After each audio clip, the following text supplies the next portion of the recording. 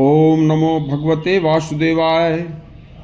देखिए, आज का जो प्रसंग है वह भीष्म जी ने वैशंपायन ऋषि से पूछा था कि कलयुग में जो भोजन होगा वह मनुष्यों के नाश का कारण क्यों होगा, ऐसा हमने शास्त्रों में पढ़ा है। तब भीष्म जी ने कहा, देखो, अहिंसा परम तप है, अहिंसा परम धर्म है, अहिंसा परम सत्य है, अहिंसा से ही धर्म की उत्पत्ति होती है। मांस घास वनस्पति से प्राप्त नहीं होता, मांस किसी के प्राण लेकर प्राप्त होता है, इसलिए इसे खाने का दोष सबसे महापाप है और यह उच्छिष्ट भोजन की श्रेणी में आता है। देखिए, यह अपवित्र भोजन है तथा शरीर को अनेक रोग प्रदान करने वाला है। तो सुनिए, उन्होंने कहा कि हे भगवान, कलयुग में सभी शास्त्रों में ने एक मत होकर यह कहा है कि मनुष्य कलयुग में 98% रोगी होंगे तथा उन रोगों का उपचार भी नहीं होगा, और उपचार नहीं होने के कारण वह मनुष्य अति दुख व कष्ट भोगते हुए अल्पायु में ही काल के गाल में समा जाएंगे। तथा जो कलयुग में जन्म लेने वाले मनुष्यों की आयु 100 वर्ष निश्चित की गई है, वह कलयुग के प्रारंभ में ही 100 वर्ष तथा एक हिस्से बीतने पर 50 वर्ष और 2 हिस्से बीतने पर 25 वर्ष रह जाएगी तथा 3 हिस्से बीतने पर यह कलयुग के मनुष्यों की आयु केवल 10 वर्ष रह जाएगी। और वह काल बड़ा भयंकर होगा, बड़ा कष्टमय समय होगा।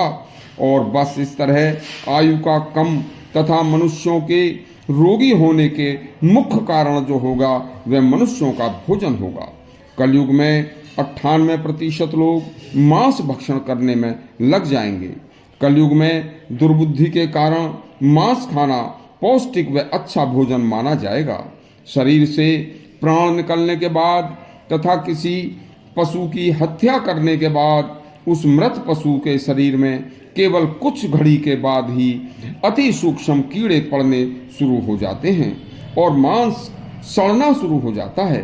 मांस शरीर से आत्मा के निकलते ही दूषित होना शुरू हो जाता है। फिर भी मनुष्य अज्ञानतावश सब कुछ जानकर भी तेल व सुगंधित मसाले डालकर उस मांस को ही खाता है, और वह मांस मनुष्य शरीर में जाते ही कुछ न कुछ रोग व उपद्रव करने शुरू कर देता है। मनुष्यों को खाने के लिए जो गाय का दूध, घृत, दही, छाछ आदि अति आवश्यक बलवान बनाने वाले व शरीर को पौष्टिक पुष्टता प्रदान करने वाले जो हैं, वह कलयुग में मनुष्यों को दुर्लभ हो जाएंगे तथा गाय का दूध आदि मिलेगा ही नहीं तथा मनुष्य के अच्छे खाद्य पदार्थों को छोड़कर पशुओं के मांस का स्वाद लेना चाहेंगे।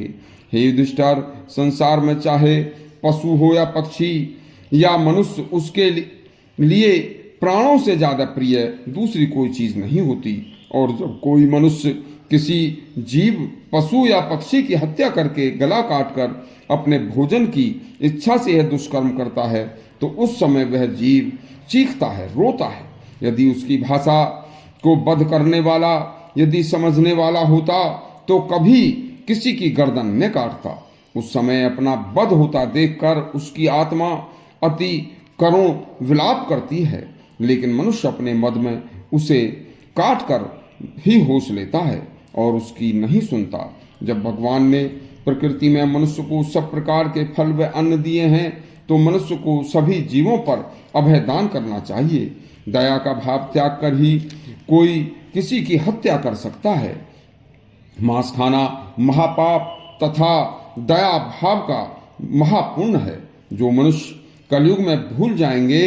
युधिष्ठिर, जिसका वध किया जाता है उस समय वह प्राणी कहता है कि मांस भक्षयेत यस्मात् भक्षयी यस्य तमहम।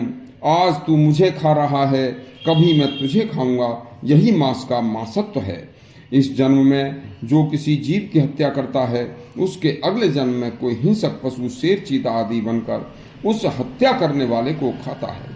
तथा हे युधिष्ठिर, जो मनुष्य जीवों की हत्या करते हैं उन्हें फिर कभी 5 करोड़ वर्षों तक भी मनुष्य जीवन नहीं मिलता और वह कीड़े मकोड़ों की योनियों में जन्म लेकर भटकते हुए दुख पाते रहते हैं।